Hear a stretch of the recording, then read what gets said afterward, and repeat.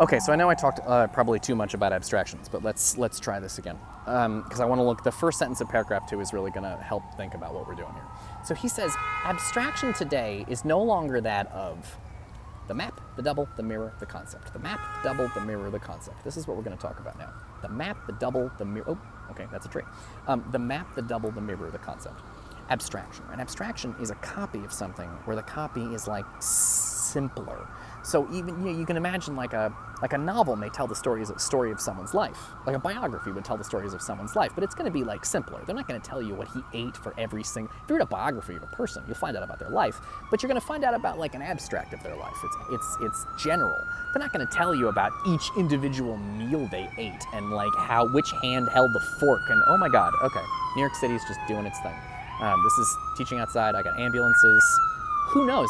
Something crazy could happen on there. I could catch some police brutality in the background, and this is going to be on the fucking news talking about Baudrillard. So abstraction, art abstracts, right? If you read a biography of somebody or a story of someone's life, it's abstract. Then it's not the whole thing. It's just like general, just like the little kid's picture of a house is simpler than your real house. Even a biography, even a 1,000-page biography is going to have to leave some stuff out, right? You're not going to tell exactly what pair of shoes the guy wore every day for his whole life. You're going to cut some stuff out. You're going to make it abstract. Not as abstract as math, but, more abstract than a person's real life.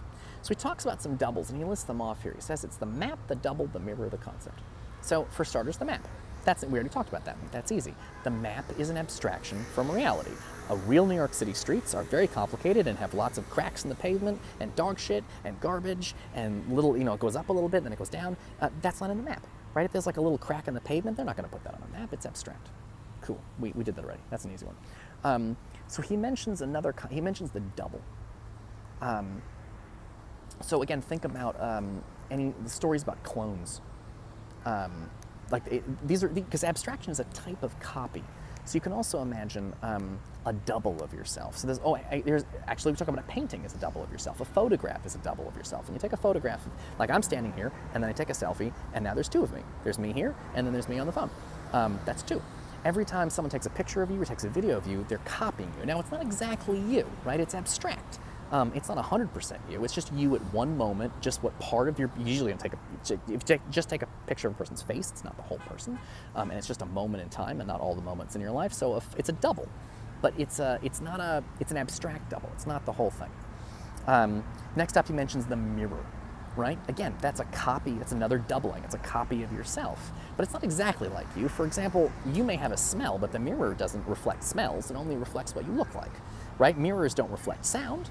So it's just sort of what you look like. So he mentions the mirror, the map, the double, the mirror, or the concept. Now the concept is really, that's the toughest one to work with, and boy, this is very difficult to teach. I really might give up on this. The double, the concept, how do I put this? Picture an apple. Do you see how that's not like, it's not an apple in front of you, you're just picturing an apple that is supposed to stand for all apples everywhere, even though the apple you're picturing wouldn't look exactly like any apple, but it's supposed to just kind of be the idea, the concept of all apples everywhere. When you picture something and you picture a flower, is it all flowers everywhere? No, flowers look very different from each other, but the flower you have in mind is it's like a symbol of a flower. Like how the emoticons are emoticons are simplified human beings, right? There's a smiley face, this dot smile. Do people have other things? They have noses and facial hair, and that's not in the emoticon, right? It's like an abstraction. It's a concept of a person. It's an idea of a person. Okay. The point is Baudrillard is interested in doubles and copying. Maps, doubles, mirrors, and concepts. Remember, this is the unit where we're talking about the relationship between art and reality. So what is the relationship between a map and reality? A map is a simpler version of reality. What's the difference between if I take a photograph of myself and me? The photograph is a simpler version of me. What's a mirror and me? The mirror image is simpler than I am. What was the other thing? I'm trying to look back at the thing. The concept, right? That the idea of an apple has a relationship to actual real apples you could buy at the store, but it's generalized. It's simpler than all the individual apples, which would have like a little bruise on them that wouldn't be in the idea. When you picture an apple, you don't picture it with a bruise, but maybe when you go to the grocery store, one has a bruise. I know this is crazy. But this is what Baudrillard wants to talk about, is the relation, because again, this is fitting in, these are, one way of thinking about these doubles is that's what art is, right? Plato and Pope's whole point is that art is a copy of reality. Well, so are doubles, so are mirrors, so are selfies, so are emoticons, so are maps. So are ideas like, picture a whale. See how that's a concept? Because you're not picturing, you haven't like met a whale named Jonathan or something. You're just picturing sort of a whale to stand in for all whales, the concept of whale. What's the relationship between reality, actual whales, and the thing in your head, the idea of whales? Okay. Okay, oh my God, can I teach this without going insane? Let's see. So Baudrillard's point though, where he's headed with this, he says abstraction today is no longer that of the map, the double, or the mirror, the concept. He says it used to be like that, but it's not like that anymore. Okay, well, what's changed? What's changed is the level of detail that we can put in. So let's take a look at some examples here. So he says abstraction today is no longer that of the map, the double, the mirror, the concept. So for Plato and Pope, they're thinking of things like, when they say art is a copy of reality, they're thinking of things like maps and doubles, pictures of people, and mirrors and concepts, ideas. But Baudrillard says the real problem is simulation. He says simulation is no longer that of the territory, a referential being or substance. It is the generation by models of a real without origin or reality, a hyperreal. Let's try this whole paragraph because it's going to make me completely nuts. The territory no longer precedes the map nor survives it. Henceforth, it is the map that precedes the territory. The procession of simulacra. It is the map that engenders the territory, and if we were to revive the fable today about the emperor who wanted to make a map that looked exactly like reality, it would be the territory whose shreds are slowly rotting across the map. It is the real and not the map, whose vestiges subsist here and there in the deserts which are no longer those of the empire but of our own, the desert of the real itself. And I hope you notice the desert of the real, meaning sort of where reality goes to die, because the desert is empty and reality, Baudrillard says, is now maybe empty like that.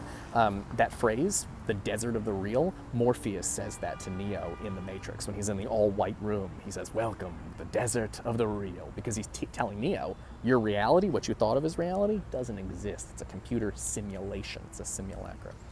So this is very difficult to talk about. Let's try it. So what's the difference? Pope and Plato are concerned about the relationship between reality and the map of reality, between reality, me and my picture, my city and a map of the city, right? Me and me in the mirror, right? All individual whales in the world and the idea of whales in my mind. He says it's not like that anymore. Why? What changed? What's the problem? The problem is that we now have the technological ability to make a copy, because they had the ability to make copies of things with paintings and photographs and whatever, but he says we're starting to get to the point where our copies are so good that we can't tell the difference anymore between the copy and the original. So it's very easy to tell the difference between me and a painting of me. The painting of me doesn't move. It's very easy to tell the difference between the idea of whales and whales out there. It's very easy to tell the difference between me in a mirror. It's not that hard to figure out. I mean, you maybe get tricked for 2 seconds, but you can figure out which one's really me and which is me. If you were just gonna shoot and you're like, oh, is it him or the guy? You'd probably get the shot right and figure out. In the movies, they always shoot the guy in the mirror, but like, you'd figure it out. It's not that hard. It's easy to tell the difference between a city street in real life and a fucking map. Totally different things. Okay, cool. What about clones? Uh-oh. See, Plato didn't have clones. Pope didn't have clones. They didn't know what a fucking clone was. They didn't know what DNA was. So what if, I know it doesn't seem like I'm talking about art anymore, but we're going to get back to it. But so think about clones. With a clone, it's a copy of you, but you can no longer tell the difference. That's very scary. What if I can put a virtual reality, plug it directly into your fucking brain, and make you think you're on Neptune, and you can't tell the difference? What if I can make it seem like you're eating a hamburger, but you're not eating a hamburger, but I push all the chemical buttons in your brains and do the electric shit in your brain that makes you think you're eating a hamburger so that you cannot tell the difference? Baudrillard thinks this is a massive fucking problem. He's worried. The relationship between art and reality, what if I can't tell them apart anymore? How fucking scary is that? Okay, I'll see you in the next video.